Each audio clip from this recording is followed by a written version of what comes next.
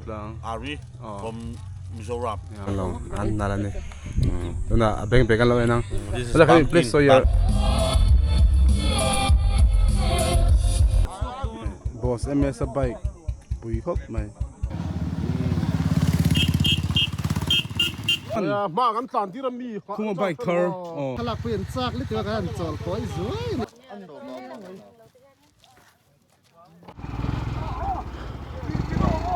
liền mất về cái chỗ gần đùa chỗ gần lớn từ mình đông sụp Ini sing tir MEK ni. Yo. Ri ko da yan ti ka mo. Yeah.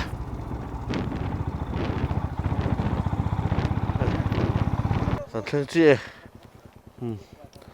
Ri dil an soi ri ko da chu kan thenge. anh phải giết đâu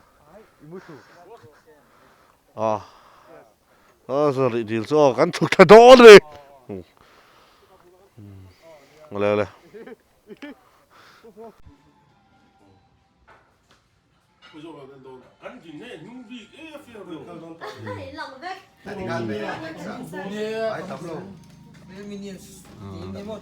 Durtlang MEK. An do hi iri dil bul helai hi kan bike te ei ka bike ani a ei kim te a fela le thang khu ma bo zai vier te ma pu te he e chu ai zo thandar lampang la hi ni kan chol na iri dil chol bu lai khu ri dil chu ni e kina kan sukang deal ri deal moi khop mai cái nó bằng he nam tang te sam te Nagaland te Meghalaya te ho MEK kal tur te ni thama kan la ven no man ti khop mai so lai so nam si pai ta nam bo no nu tok kim te à kuma Pak về đâu nè. voilà dây về đó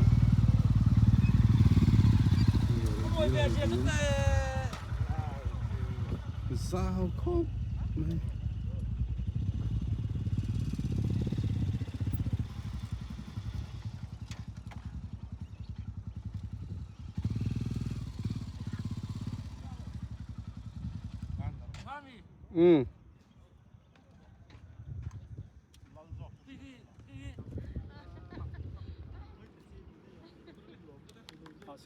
asit kut kan bang hian la kan khatan yo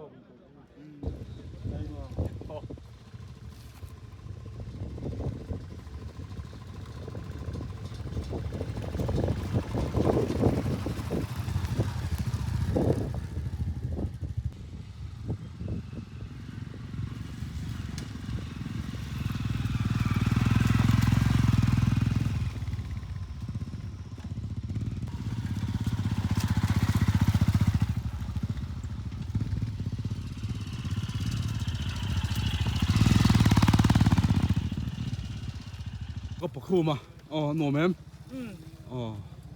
hay cần bike thế nó cần vlogger kan lo tilangang kan vlogger tu na ri deal khu ri deal moi lutuk la fa ka ti ni chu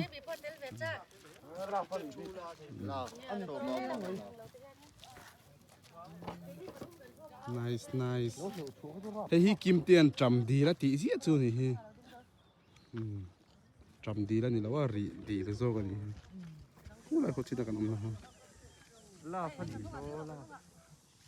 không lại hút là na về nice kim tây lỗ mềm cái tây một thấy về đi có ôi đâu lệch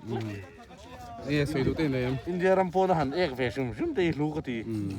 em sắp per con train housing à India ram chung à mà cái tàn tí làm gì không có bike thar ZKT dâu khó thar thì nào mình lấy ZKT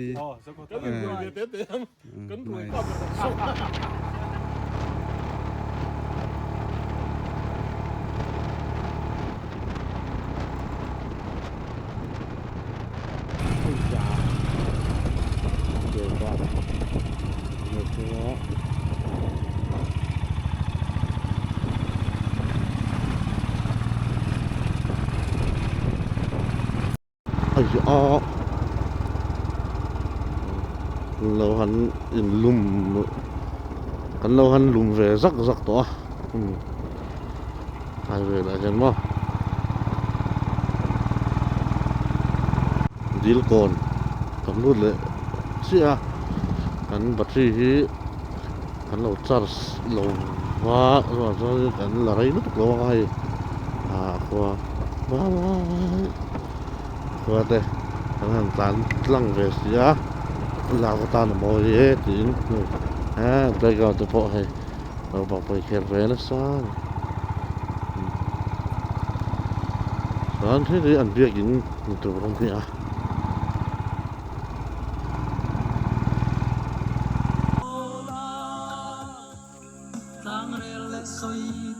cắn sao to nè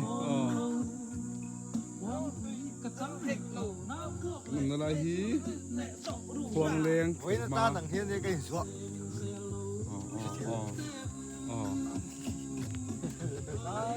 cái hẹn lệ ngay chúng hay ở sẽ trò ta cái khẩn về hẹn lệ lúc cái nào là cái mà ôi tu na hiền MEK Samthang culture te kan nau te hiền thalak pin chak li tu kan chol koi zui ni MEK sam hi som hi paru culture te ai do thâm đầm lắm thế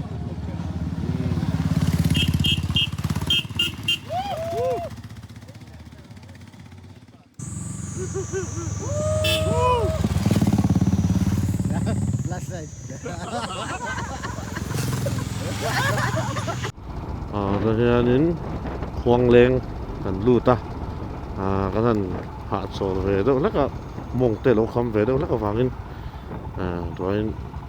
qua tên team sổ lắc à qua nhưng mà rất thì là bắt hung về chú nó tàn tặng lại rồi đó lên tụi này hiện lấy thùng cần lút lệ xí này lấy thùng cần lút ta khoai vẫn là lệ tóc to này của mình lúc to rồi giá nó thì to một xe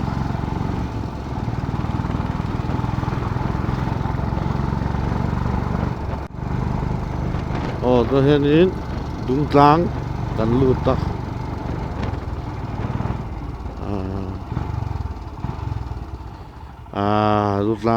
Durtlang tức là Durtlang cần lưu ta thiếu cái lấy lúc đó nè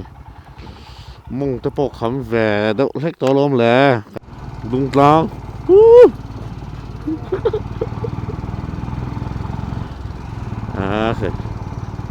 Durtlang chỗ đâu Durtlang nghe vậy finally là hiện Samthang cần lưu đây đã sari về là mấy thế này tôi hiện làm ngày là cho nên làm xuống bộ ở đây về là click này hiện tí thà bạ đối lạ hiện in MEK sim dona Durtlang riders te member paruk anh register panga kan kala khati hi an la rong kal do na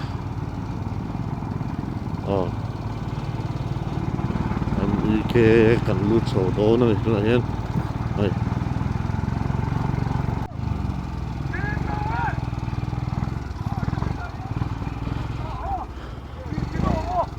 ồ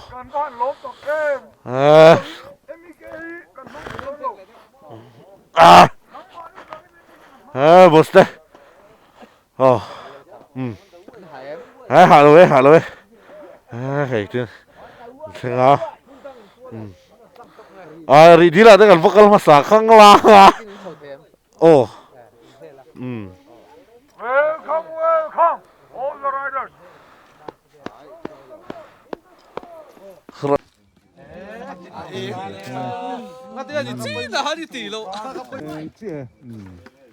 timing thì việc có mối glass đến một cái còn vạch thế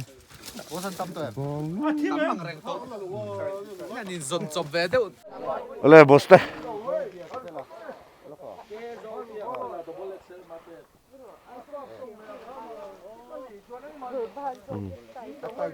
good bag vô अच्छा đó này phải thấy thốt lâu khát đi tour khan ya khát đi tour khan đi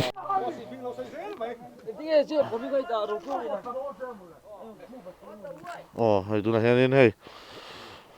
bán xe đấy xe tiêu mấy cái này mi si mình coi tay nó xe sắc mấy cái này size anh sẽ sao mi rem kim ai tìm mấy thầy rem kim ai tìm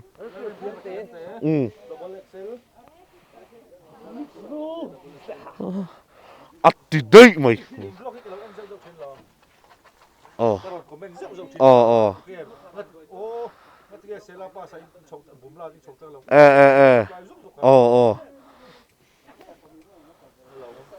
cái này bộ paruk kan đi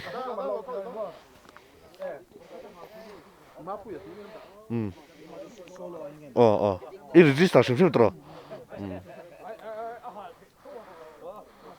bos akan coba den foto cái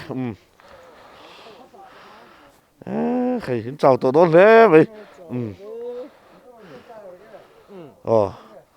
Miss Bộ kan coba sih bang Durtlang lúc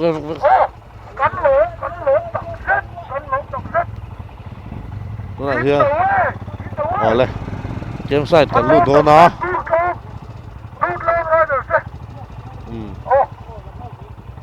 lại lên Brotherhood đấy nó ông ta hình như nghe tiếng rẻ lớn dấu bụi phùl lái tắc xuống gần thế hết còn sát nó khơi là mọi người cái nhìn tên cân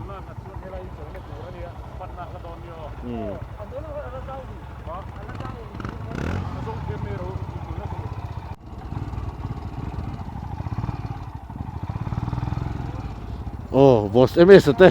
boss vừa đâu te yes sao te cái thằng hùa alo đấy mày cho vẫn lâu ấy không Durtlang cho yang Xin lỗi, cô em Pio. nó bằng son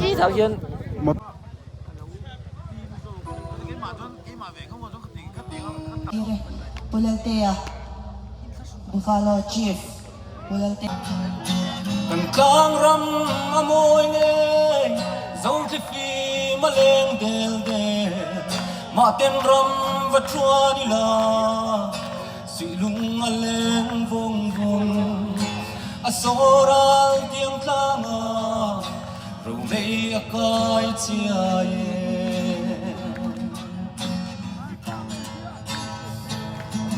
ô cái đi tel ngôn xuôi xuân đi lệ dân khoa cả mong liang thấy xí lô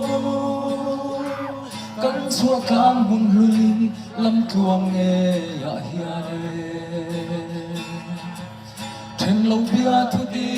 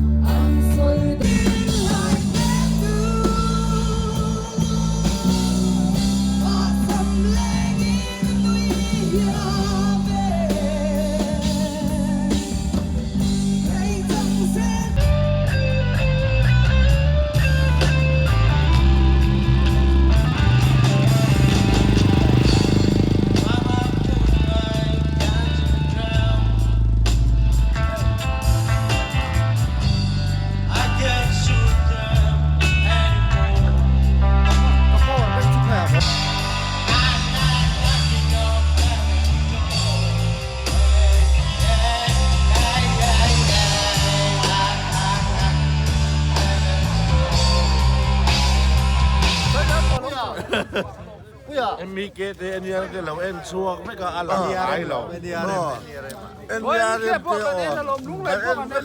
lak te chuak ya bu alang to alan ge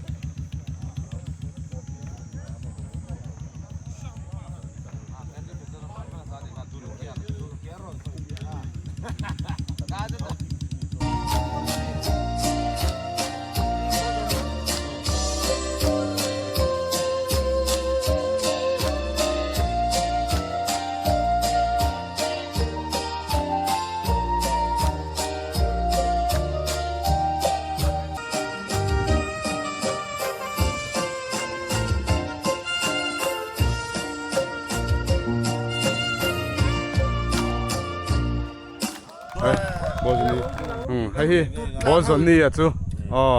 kalak min tot thai lo apun to don lo kan chân là em gì à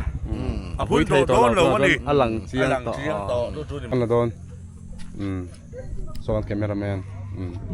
pakak te à hay champaya kan charpa brother anh mình cả brother nok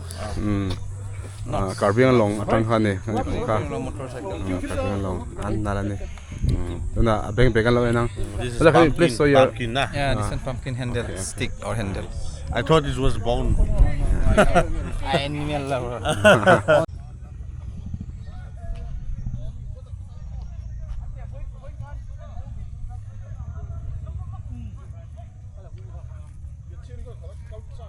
hello Durtlang say kama ha bakal ve. oh hello hey to take oh brother from where We are from Durtlang. Ari from Mizoram. yeah, can you introduce others Yeah, this is our president. Kumapuya. and next This is boss boss Savior.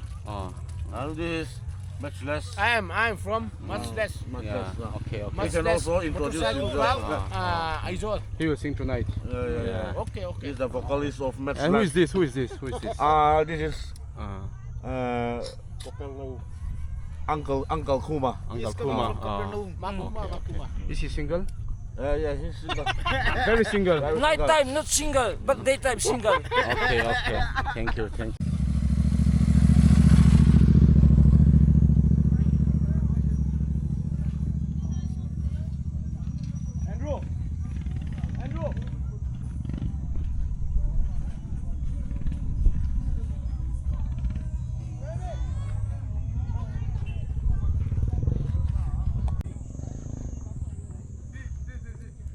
MEK participate club logo tal vem lo song ro hay sticker kan xem mẹ quay trang ngay local ale bye bye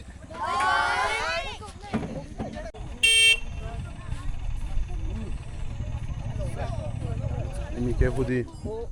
sang hat zangaman nice zek stall zuar chikim khop mai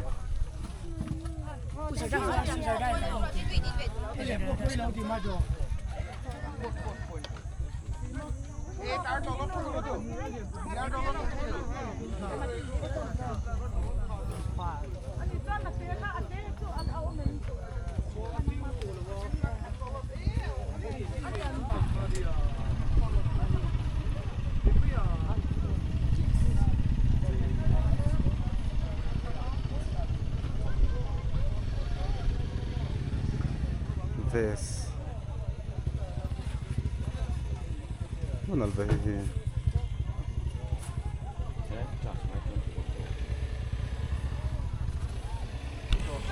này lỗ men fit làm te service game nôn nề lỗ mông khóc này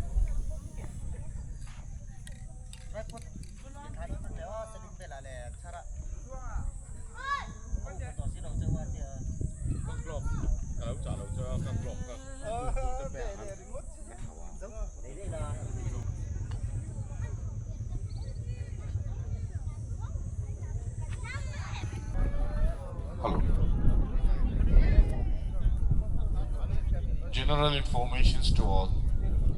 Lunch time has begun. Kitchen is open.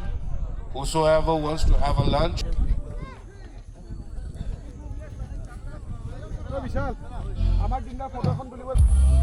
Samthang branch YMM and Samthang they call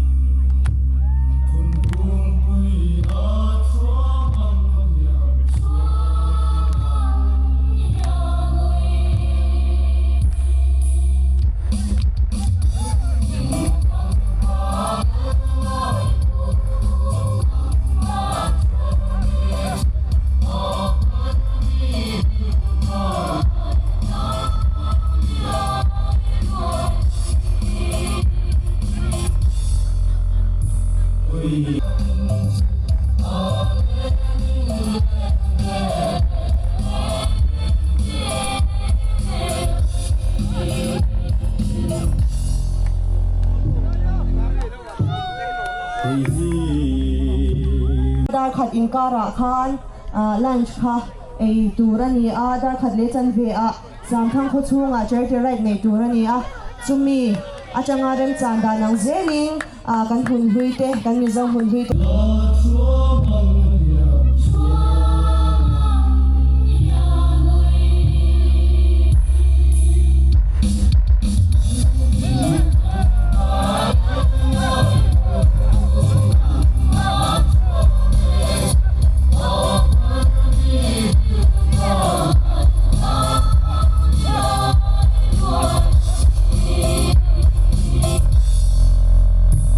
Oi.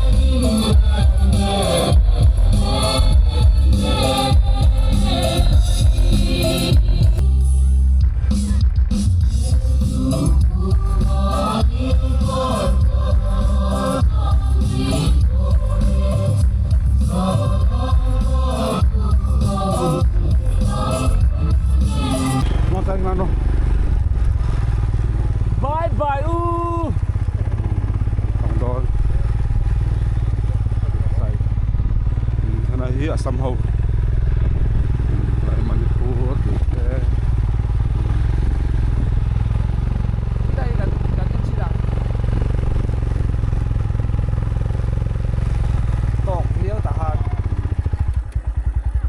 yang chu sabon na pe a lux sa pe a ke ni chu min pe ve phal lo 看年，什么什么啥，普转看年咋说？ sa ti la ki ra boi kha za ni chu sabon chu min pe ve la good bra 都不让上海人， ngai le hi a le to 都被上海人。 kui ni pani ni lo pani tur hei pani tur Orang sang ho ram thali Orang sangi Orang sangi ahoy du bia lo ram thali an dor ro kan do lo ka Orang sangi ti su kha ngai dro ti su ngai o breakfast ei turin kan kal do ne ka cha so ka sapari ala thei ri lo kin na hela hi stall door eh inom pe lo hela hi ro yana telephone service ke man ne ka tuna apa ku pe khulutuk tuna chauka lama kan kal do ni ku deal we tem ne ko deal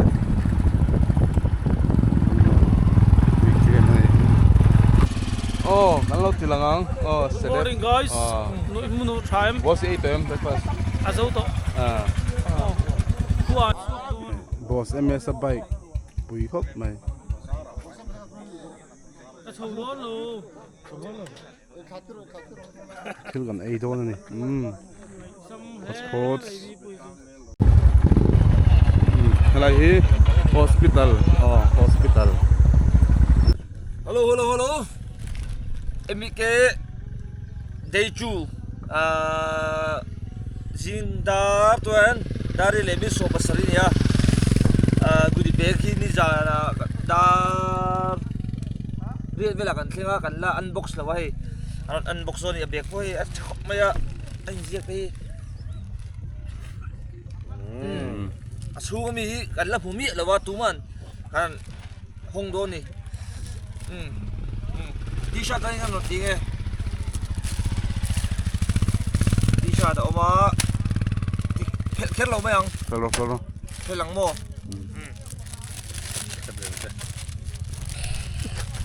cái tá đi chùa cái đâu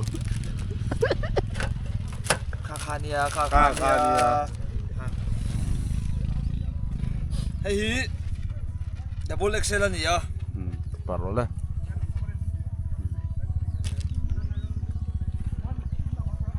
nung nampang lang lete nung chu plain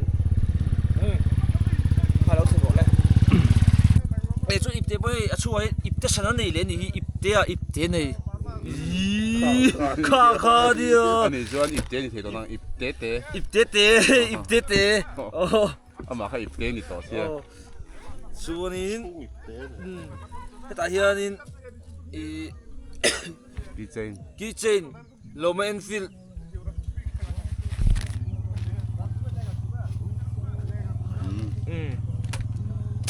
hosted by Champai Buffalo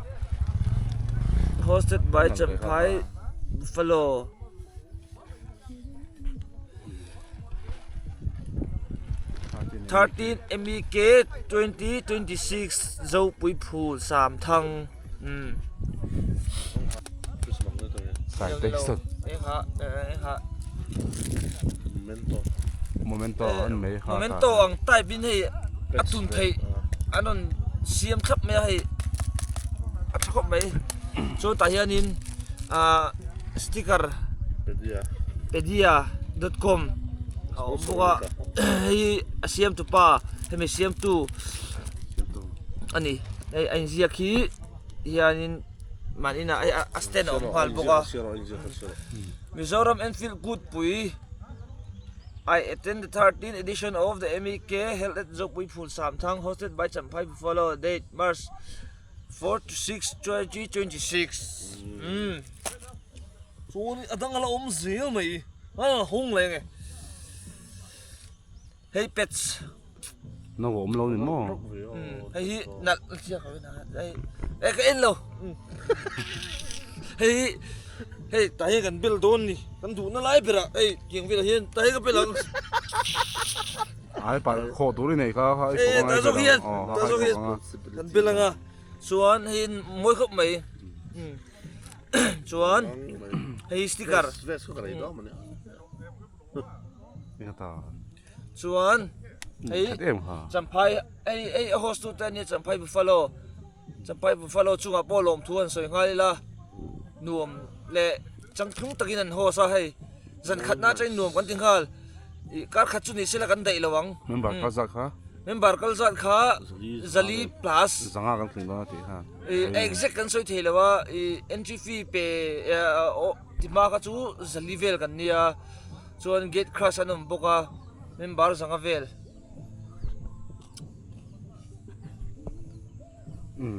chuan a be hi a tha ni hi to tiu tiu nan po dự nè do biết phải là phổ đó nè vice president ron gì non vangin ho ngai ni e bye bye no no no no là hi kan dining hall ani e a te na chu no ma ni ei tu bo tui thei khop mai zau ve rau na to Myanmar chapal foreign chapal ka bun ei hi foreign chapal class lau là hi soi na hun ku sil na te khi thế rong bolu te hom na nyang so lai so hospital emergency thiar do na tuian do lo ka ne toilet pon nuam fai anuam kina barum po ron tilang mi be chu in tian to be ka ni ka ai viau tiếng hi mun li về ở mình cái tiếng ekin big hi rồi cũng đã thằng European thì bom bọc cái số Indian thằng cái ông tháp bọc nuông tụi hít no sao trong cái European thì ông có cái Indian hi cái Indian thì India rộng mò European cho sang chi chẳng ha đây thì về ngay đó tụi cần tổ mẹ cái này thiệt về lắc lắc xuan hey ala full rồi thì full rồi cầm paket này ka thì full rồi nó khát bò lu khát tổ là tổ cầm paket à bò của mà paket này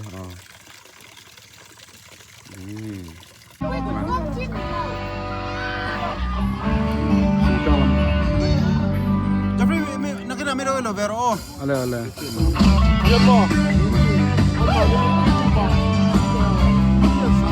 simta lampang te tilpe kan dong no mai lom tak se ni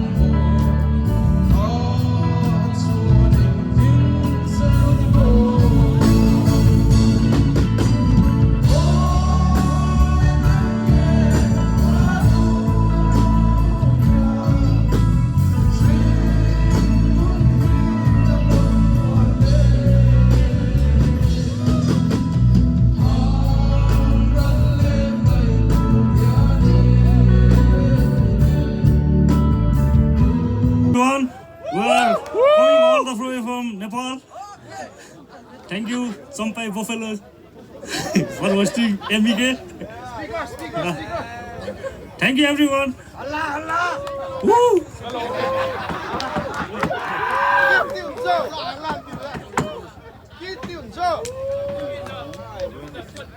Oh, him is on hand Royal Knights.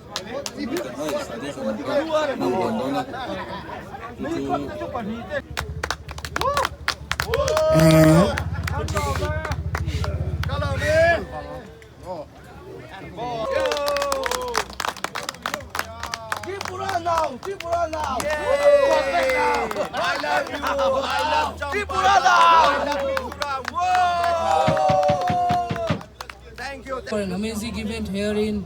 Samthang. We are really much delighted. The atmosphere is amazing. Hooray! Hooray!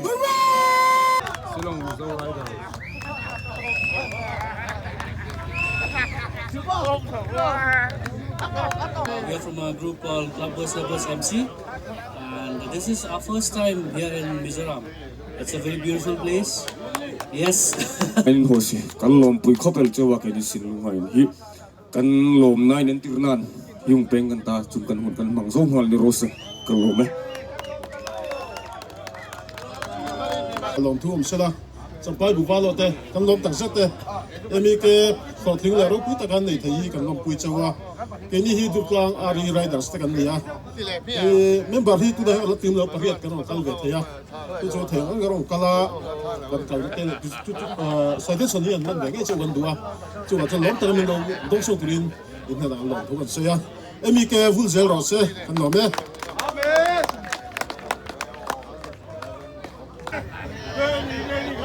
มิโซรัมโปนัชงารอนกัล